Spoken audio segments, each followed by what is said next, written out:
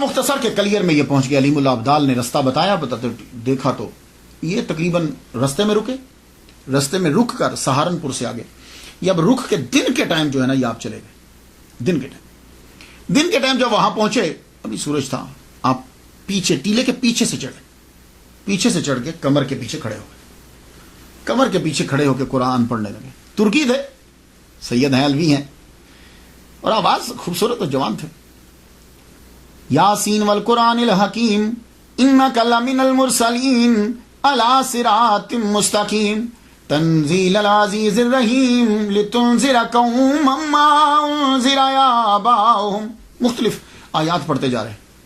تاہا ما انزلنا علیک القرآن لتشقی. بڑی خوبصورت آواز, ہماری کہاں آوازیں, ترکی آواز سٹائل میں جب پڑھا تو قرآن مجید جب کلام اللہ کا کان میں آیا تو صابر پیا کلیئر فرمانے لگے, پیچھے کھڑے ہو کے قرآن کیوں پڑھ رہے ہو, آگے آؤ. پیچھے نہیں پڑھو قرآن. آپ آگے بڑھے لیکن سامنے نہیں آئے, داہنی طرف کھڑے ہو گئے. داہنی طرف کھڑے ہو کے قرآن پڑھنے لگے. پھر قرآن پڑھ رہے, قرآن پڑھتے جائیں, آیات چن چن کے پڑھ رہے ہیں. سبحان اللہ, کیا خوبصورت آواز تھی. تو ایک دم چپ کر گئے. تو صابر پیا بولے, چپ کیوں کر گئے ہو؟ عرض کی حضور کھڑا کھڑا تھک گیا ہوں میں, سفر بھی کر کے آؤں, تھک بھی گیا ہوں. تو بولے تو بیٹھ جاؤ. کہا حضور آپ کھڑے ہیں اور میں کیسے بیٹھ سکتا ہوں؟ کہہ لگے اچھا تو چلو پھر ہمیں بٹھاؤ. تو آپ وہ جنبش, ہاتھ نے جنبش کی, قرآن کی پاور. آپ نے پیچھے سے نا یوں کمر کو پکڑا, آگے ابھی بھی نہیں آئے, پیچھے سے یوں کمر کو پکڑا. اب 12 سال سے جب ایک حالت میں کھڑے ہیں تو آپ کیا سمجھتے ہیں کہ اعضاء میں ابھی طاقت ہے موو کرنے کی؟ نہیں, اعضاء ویسے کہ ایسے ہوئے. آپ نے پیچھے سے پکڑ کر یوں اپنے جسم کے سہارے سے آپ کو پیچھے لا کے وہ درخت کے تنے کے ساتھ آپ کو یوں ایسے رکھ دیا. جب نیچے بیٹھ گئے تو اب سامنے آئے. اللہ اکبر جل شانہ, اب سامنے آئے. تو اب قرآن پڑھنے لگے. قرآن جب پڑھنے لگے پڑھتے پھر رک گئے. تو صابر بھیا پوچھتے آپ کیوں رکے ہو؟ کہنے لگے حضور شام ہونے والی ہے تو مجھے جلدی واپس پاک پتن جانا ہے. اللہ اکبر جل شانہ, مجھے پاک پتن جانا ہے تو میں پہنچ نہیں پاؤں گا.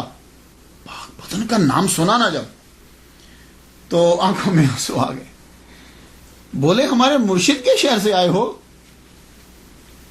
ہمارے مرشد کے شہر سے آئے ہو؟ 12 سال کے بعد آواز سن رہے ہیں.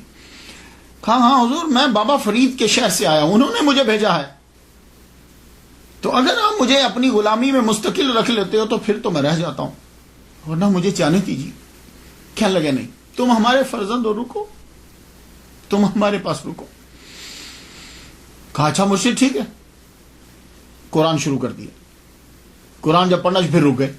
کہا اب کیا ہوا, آپ کیوں رکے ہو؟ کہا حضور بھوک لگ گئی ہے کچھ کھانے کو. فرمان لگے تو وہ گولر توڑو نا, وہ گولریاں توڑو اور ان سے ان کو پکا کے تو کھاؤ. اب جب پکائے گئے تو سامنے رکھ دیے لا کے.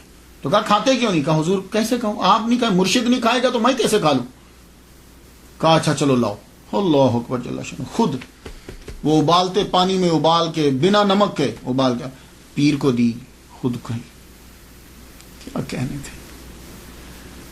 پھر آگے بڑھے, اپنے مرشد کو جو ہے نا وہ جو بابا فرید نے تیل دیا تھا وہ تھوڑا تھوڑا لگایا, ہاتھوں کو, پنڈلیوں کو لگایا. وہ خود ان کی اپنی کرامت تھی, یہ بابا کے تیل کی کرامت تھی. خود ان کی زبان میں بڑا اثر تھا, جو منہ سے کہتے تھے وہ نکل جاتا, فوراً پورا ہو جاتا تھا.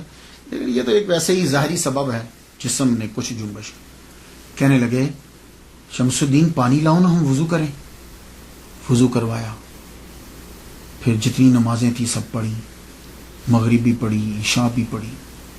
عشاء کی جب نماز ہو گئی تو صابر پیا کہنے لگے شمس الدین جب عشاء کی نماز ہو جائے نا تو پھر میرے سامنے نہ آنا کرنا, تہجد سے پہلے تو میرے پیچھے ہی رہنا. ہاں تہجد میں آ جایا کرنا, تو پھر تہجد اور باقی نمازیں پڑھا